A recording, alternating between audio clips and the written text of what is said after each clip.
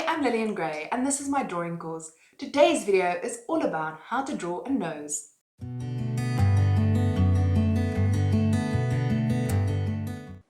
Noses come in many shapes and sizes, and when they are prominent, they get noticed quite quickly. But most people aren't really that excited about drawing noses. We tend to be more drawn to the eyes. I suppose it is because the nose adds less to our emotions and our facial expressions. Even though this makes us less intimidated to draw a nose is actually quite much more complicated than what we tend to think. In this lesson, we will simplify the nose into basic shapes and 4 planes, and then I'll teach you how to combine it all to draw all these various noses.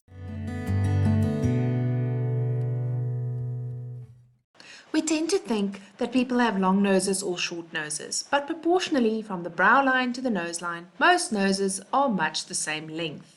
The difference lies in the tip and the tilt of the nose, as well as the width.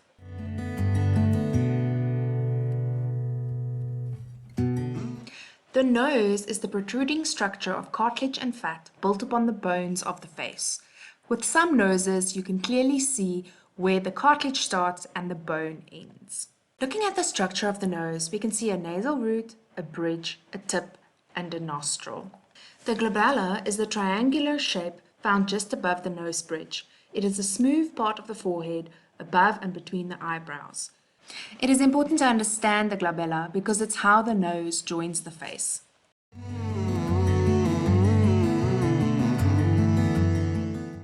Okay, so let's simplify. Let's simplify the nose down to its basic shapes. The tip of the nose is basically just 3 circles and a tiny oval added for the septum. The front is just a square that is thinner at the top and wider at the bottom, and with the side 2 planes where the nose attaches to the face. From the side, the nose is just a triangle with 2 circles.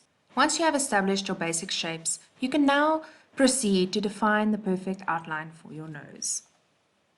Pay careful attention to the 3 circles that form the tip of the nose.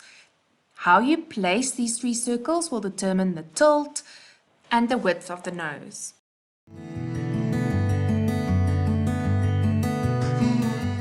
Before we start making things too complicated, I'd like you to pause here and first just do exercise 1. I want you to look at various noses and break them down into basic shapes. Can you see which basic shapes they are made of? If you are feeling confident, you can proceed to also shade and add texture to your noses. Here's a tip for when shading the nose. The tip of the nose can be simplified into 3 circles. When shading the nose to add form, think of these as 3 spheres. Then combine the 3 spheres into the nose so that the wings and the septums are clearly visible.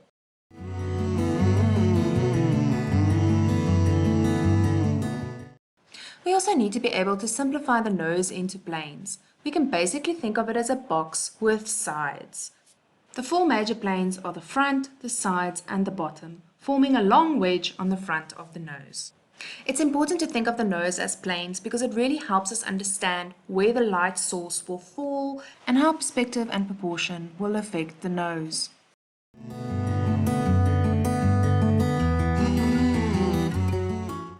For exercise 2, see if you can now draw the planes and the basic shapes. See if you can combine both by drawing various noses at various tilts. Also determine where the light is coming from and which plane will the highlight fall on and which planes will fall in shadow.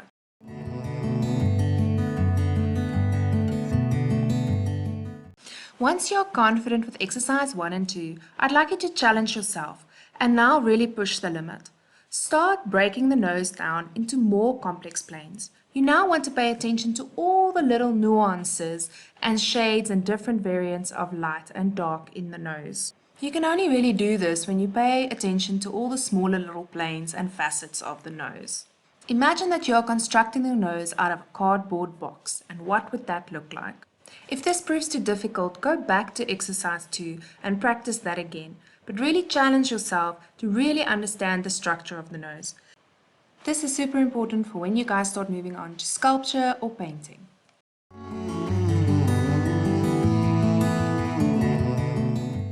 Now go out and just draw lots and lots of noses. It's important to have schemes and methods of how to approach certain things, but nothing beats drawing from life. and look in the mirror and draw your own nose from various angles.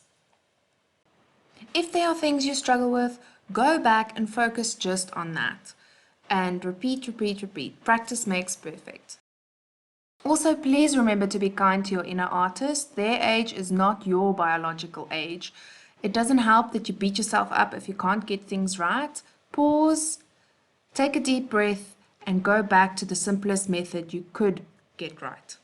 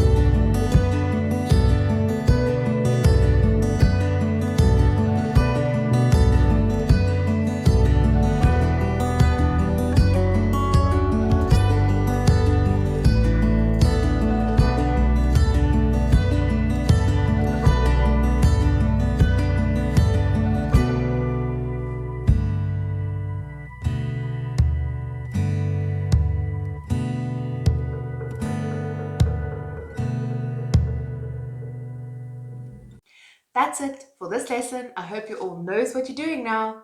This is Lillian Gray. Remember to like and subscribe.